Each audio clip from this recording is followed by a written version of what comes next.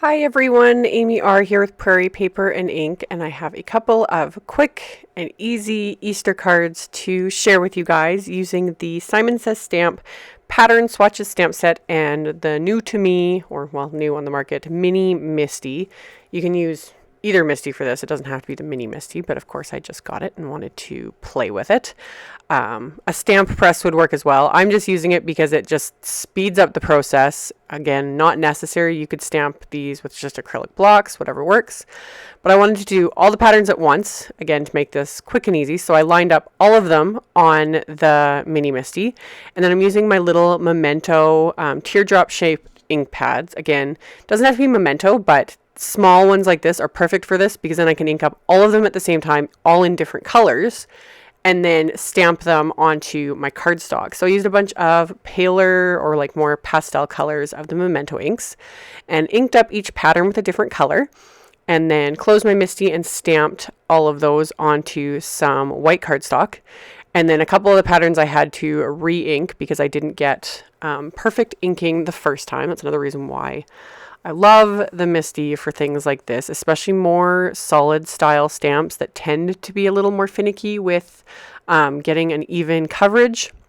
So I just re-inked those two stamps, stamped them a second time, and then I did the exact same thing again on another piece of cardstock. And depending on how many cards you make, you can do this over and over and over again. That's where this is awesome for mass producing, is you can just do it over and over and over again. And yeah, you don't have to keep moving stamps around or paper or anything. You just ink up stamps, stick in the next piece of paper, and go on your way.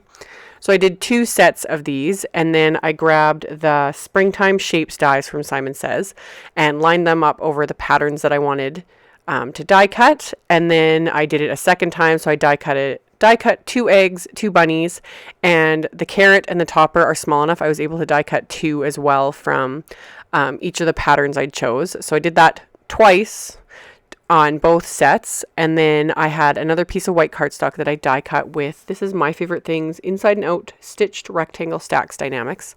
So I had die cut 2 of those, and then I just figured out how I wanted these all to be laid out. So I adhered the 2 eggs flat to the die cut rectangle with some Tombow Monomulti, and then I adhered one of the carrots and the topper as well.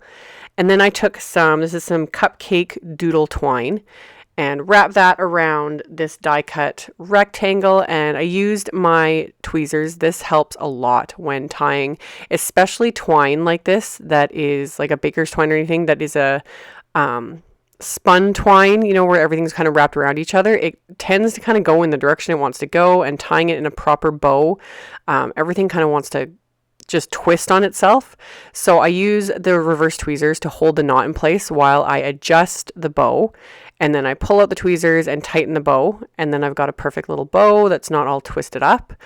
And I like also the doodle twine specifically because the way it's wrapped around the spool, it kind of creates kind of a slightly curly effect, so it just looks nice.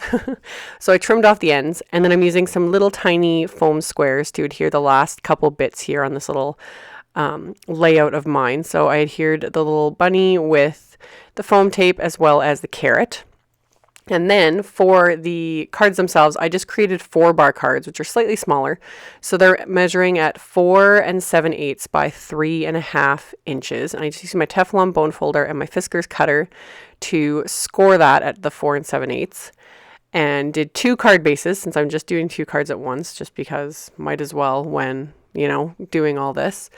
And then for my sentiments, I pulled out this is the Essential Greetings stamp set, has this Easter word. And I didn't want to use the happy from that set. I wanted something smaller. So I just chose the little happy stamp from the Choose Happy stamp set that just came out not too long ago. And again, I'm going to use my Misty, and I use this transparent grid so I can line up the sentiment. And I'm going to stamp this on the inside of the card. It doesn't matter that it hangs over the edge of the Misty. That doesn't affect it in any way. So I lined up the Easter, and then I inked it up with one of the Memento inks as well. This is the Cantaloupe ink. And I inked it up twice and stamped it twice because I wanted to get a perfect impression. Plus I wanted it to be slightly darker. So I did that. And then I took the second card base and did the same thing, stamped the Easter word twice.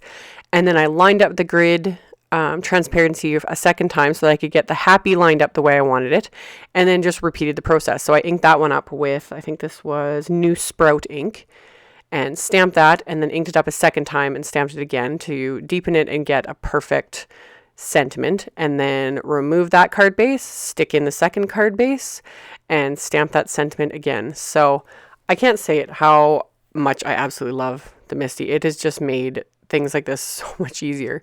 So I had both bases done. I adhered the second die cut bunnies, and then that was all there was to it. So I adhered the main panels with foam tape, and that finished off the cards. So if you're interested in any of the supplies used, I'll have a link to my blog post as well as a link to all the supplies used in the description box below the video that you can check out.